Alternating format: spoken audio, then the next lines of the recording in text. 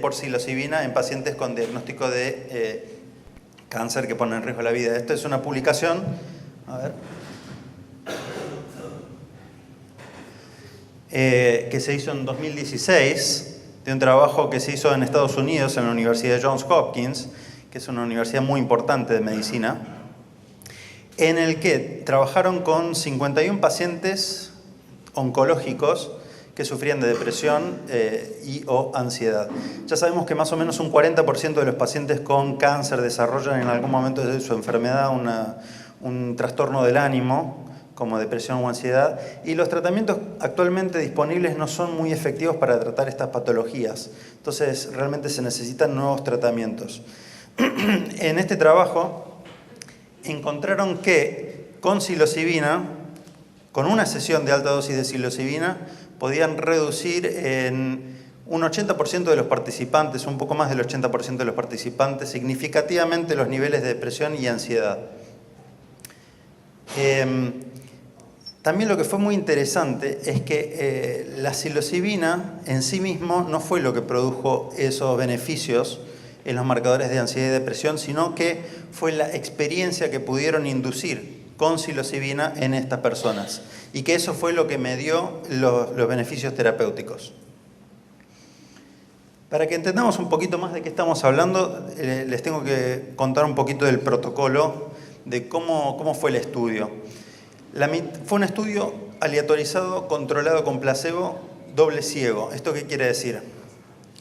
Doble ciego es el tipo de experimentos más riguroso, que más en serio se toman en el círculo científico, porque cuando se trata de estudiar el efecto de un fármaco, de una droga, en este caso la psilocibina, hay que controlarlo con un placebo sin que el paciente sepa si va a recibir efectivamente la droga o el placebo. Entonces se puede comparar los efectos en las personas que reciben efectivamente la droga y los que reciben un compuesto inerte. La mitad de los participantes recibieron en la primera sesión psilocibina y en la segunda sesión, 5 semanas después, un placebo, y la otra mitad recibieron en la primera sesión el placebo y 5 semanas después, en una segunda sesión, la psilocibina. Entonces, durante esas 5 semanas se pudo comparar en los que habían recibido el placebo y la psilocibina realmente los efectos terapéuticos de la psilocibina o de la experiencia que habían inducido con psilocibina en estas personas. Pero es un poquito más complejo que eso. En realidad no es simplemente darle la psilocibina y nada más. Primero había una fase de preparación en la que los participantes, los pacientes, se encontraban con los monitores, que eran 2, un hombre y una mujer, durante 8 horas previo a la sesión con psilocibina, a lo largo de varios encuentros, en los cuales se iba formando un lazo de confianza, se hablaban los temas importantes relacionados al sufrimiento que tenía esa persona, sin usar estrategias terapéuticas específicas. Una vez que se había formado ese lazo de confianza, llegaba el día de la sesión, que podía ser de psilocibina o con el placebo, y también no era simplemente darle la psilocibina y nada más, sino que ese día se daba la sesión en un ambiente especialmente preparado, estéticamente agradable. La persona se acostaba en un sillón y se le cubría los ojos con un antifaz para favorecer que la persona siga su experiencia interior. Se le ponía una lista de música predeterminada que estaba armada específicamente para seguir la curva de efecto de la psilocibina, y se le daba una instrucción que era muy importante, que es: pase lo que pase, entrégate y no te resistas a nada. Y eso es absolutamente clave para que la sesión con psilocibina sea terapéutica y no sea traumática. Después de unas 6 horas, que es lo que dura más o menos el efecto de la psilocibina, se hacían ciertas escalas de medición que trataban de objetivar los efectos subjetivos que la persona había vivido durante la sesión, escalas que tratan de poner un número que dice si la persona había tenido o no una experiencia mística, y estas escalas ya están validadas en previos estudios. Después de esa primera sesión había varios encuentros nuevamente con los monitores, en una fase que empezaba aquí, que era la fase de integración, que también es muy importante para que la experiencia con psilocibina sea terapéutica. Como dije, pasaron 5 semanas y tenían una segunda sesión, y aquí los que habían recibido el placebo recibían la psilocibina, los que recibieron la psilocibina en la primera sesión tenían placebo. Y después de esa segunda sesión, que también era de la misma forma, con los ojos tapados, escuchando música, se hacía un seguimiento de 6 meses en los que también se hacían cuestionarios a las personas del círculo social de los pacientes, del trabajo de los familiares, los convivientes, y también de esta forma se podía objetivar que había una mejoría clínica. Bueno, y volviendo a los resultados, encontraron que más o menos en el 80% de los pacientes hubo una respuesta terapéutica, acá comparado solo el 30% de los que no habían recibido psilocibina, y números parecidos para ansiedad, ¿no? Que 80%, eso es un número mucho más alto del que normalmente se alcanza con los antidepresivos convencionales, que funcionan más o menos en el 40% de los pacientes. Y lo que es interesante es que el 60% tenía remisión, eso es respuesta terapéutica, es el 92% en ese caso. 60% de remisión quiere decir no solo que mejoran más del 50% los síntomas de depresión, sino que bajan a un nivel de normalidad, o sea que la persona se curó, básicamente. Y otra cosa interesante es que esa mejoría se mantenía a lo largo de 6 meses, como yo les dije. Entonces, bueno, acá vemos lo mismo, distintas herramientas que usan para objetivar estos síntomas de depresión y ansiedad. No es simplemente preguntarle cómo te sentís, estás deprimido, no. Hay muchas escalas que ya están validadas internacionalmente, depresión y ansiedad, el HAM, el Beck. Y todas muestran esto, que después de la primera sesión bajan mucho los síntomas de ansiedad. Acá no tengo un láser, pero pueden ver, después post 1 se bajan los puntajes de depresión y ansiedad, y esas líneas se mantienen bajas durante 6 meses. Entonces, repitiendo, es una sola sesión con psilocibina de 6 horas la que produjo una mejoría en síntomas de depresión y ansiedad en estos pacientes que tienen que enfrentar la muerte, y esa mejoría se mantuvo durante 6 meses. ¿Cómo puede ser que una experiencia, un fármaco durante unas horas pueda cambiar la depresión? No es algo que las personas toman todos los días y que cambia la neuroquímica cerebral. Se induce una experiencia y eso es lo que cambia la forma de sentir y de ver las cosas y mejora la clínica de depresión y ansiedad. Una experiencia mística, porque otra cosa interesante que pudieron verse en esa publicación fue que no era simplemente la variable de la dosis que el paciente recibía, sino qué tipo de experiencia habían tenido. Las personas que tenían un alto puntaje en estos cuestionarios de experiencia mística eran los que más se beneficiaban de la experiencia con la psilocibina. Ellos hacen un análisis estadístico que muestra que tienen un efecto de mediador. La experiencia mística medió los beneficios terapéuticos.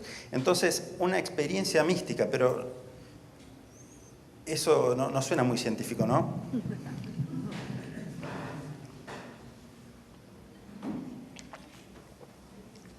Porque resulta que de experiencia mística se habla hace mucho tiempo, pero no en el ambiente científico. Las experiencias místicas se pueden inducir con prácticas religiosas, espirituales, se vienen describiendo en tradiciones de meditación hace cientos, si no miles de años. Por lo tanto, sería lógico tratar de inducir también experiencias místicas, no solo con psilocibina, sino con estas otras prácticas religiosas que ya se sabe que pueden también empujar en la misma dirección, inducir experiencias místicas que ahora sabemos tienen efectos terapéuticos muy poderosos. Esta es una publicación del 2019 en el que en meditadores de mucha experiencia, en retiros de meditación de 5 días, les daban al tercer día psilocibina y encontraban que, después de meterlos en un resonador magnético funcional, no quiero entrar mucho en los detalles, pero podían ver que partes del cerebro que están asociados a el pensamiento autorreferencial y la sensación de identidad propia y de existir como un ego independiente, esas zonas del cerebro se desaparecía la experiencia de una identidad independiente al mismo tiempo que disminuía la actividad en esta red neuronal que se conoce como Default Mode Network.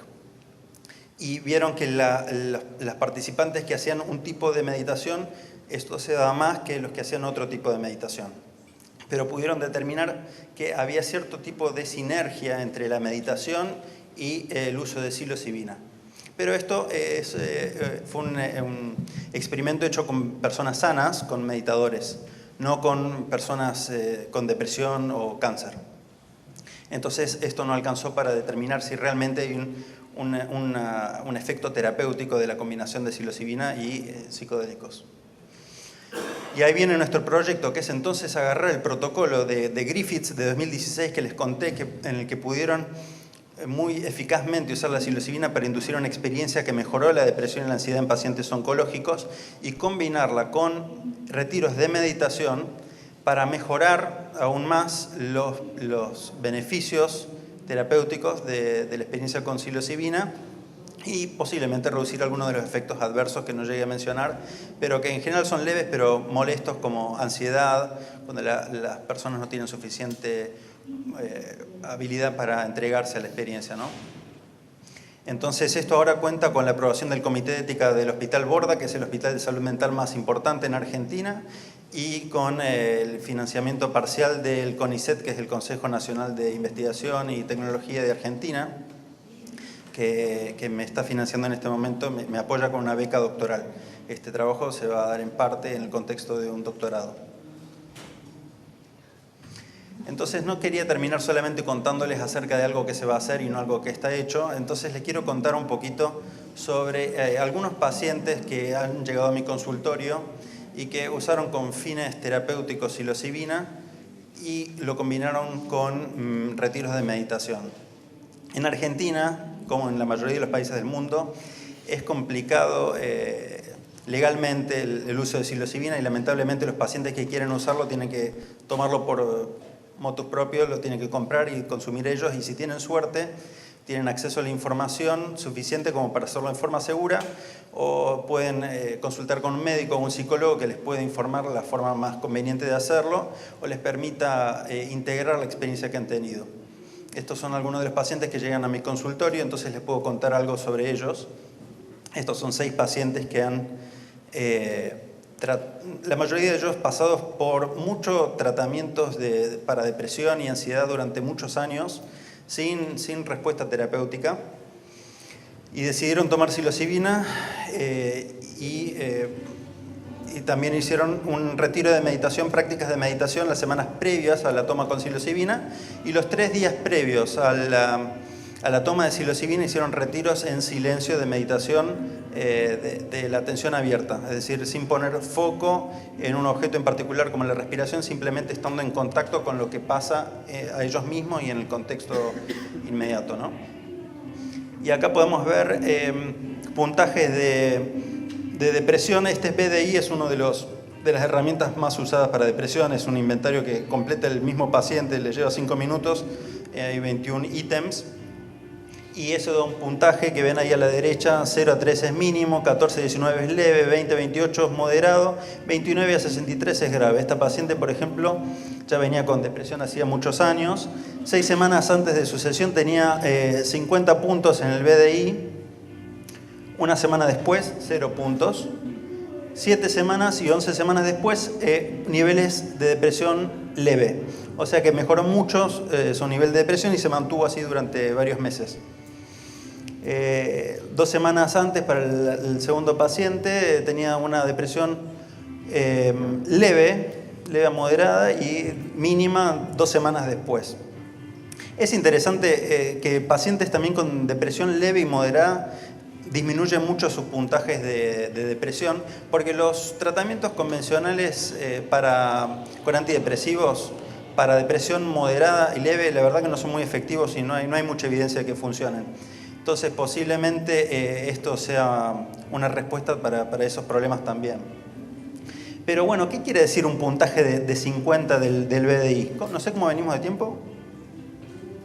Bueno, por ejemplo, quiere decir que esta paciente se sentía tan triste, en las 2 semanas previas se sentía tan triste y tan infeliz que no podía soportarlo, que no hay esperanza para mi futuro y que solo puede empeorar. Se sentía que había muchos fracasos, estaba muy disconforme consigo misma. estaba muy irritable todo el tiempo, por ejemplo, estos 6 semanas antes de la sesión. Y lo que se mantuvo varias semanas después, esto es ya casi 3 meses después, que ya no se sentía más triste. No me siento triste. En cuanto a la autocrítica, disminuyó bastante. Le doy 1 punto en vez de 3 en autocrítica. Menos ideas de fracaso. Antes ella se veía que era un fracaso total, ahora no se siente fracasada. Es decir, como que cambiaron sus ideas acerca de sí misma y cómo se sentía. Todavía tiene algunos problemas para dormir. Todavía el puntaje le da como para depresión leve, pero es claro que hay una mejoría muy marcada que se dio después de una sola sesión y que se mantuvo a lo largo de varios meses. Entonces, esto además de que tiene implicancias prácticas importantes, ¿no? Porque hay, como digo, muchos pacientes con depresión, no solo asociada al cáncer, sino depresión en general, que no encuentran respuesta con los tratamientos que son fácilmente accesibles hoy en día. Entonces, como digo, realmente hay demanda para un tratamiento nuevo. La psiquiatría no viene avanzando mucho en las últimas décadas, a diferencia de otras áreas de la medicina. Pero además de ser una cosa muy necesaria para la salud mental en general, esto abre algunas preguntas muy interesantes acerca de cómo funciona la mente y cuál es la causa del sufrimiento. ¿Cómo puede ser que una experiencia de unas pocas horas pueda producir un cambio a largo plazo? Parecería ser un mecanismo completamente distinto de tratamiento que el de los antidepresivos convencionales, que apuntan más bien a probablemente tapar los síntomas y no tratar con el problema de base. En este momento todavía es un área especulativa acerca de cómo realmente funcionan los psicodélicos. Pero una hipótesis de trabajo es que producen un cambio en la forma de sentir y en la forma de ver que es directo, y que ese cambio de perspectiva es el que tiene el efecto terapéutico. Yo les conté de experiencia mística, creo que me salté acerca de qué es una experiencia mística. Una experiencia mística, hay 5 o 6 ítems principales que califican una experiencia mística, y las personas tienen una sensación de que todas las cosas en el universo, incluyendo a sí mismos, están interconectadas, que la barrera entre las cosas desaparecen, que el flujo del tiempo como lo conocen en ese momento desaparece. Hay una sensación de que en esta experiencia hay una percepción directa de algo sagrado, de que esto no es una ilusión, de que es un reconocimiento de algo cierto, de una sabiduría, de que se está reconociendo algo verdadero.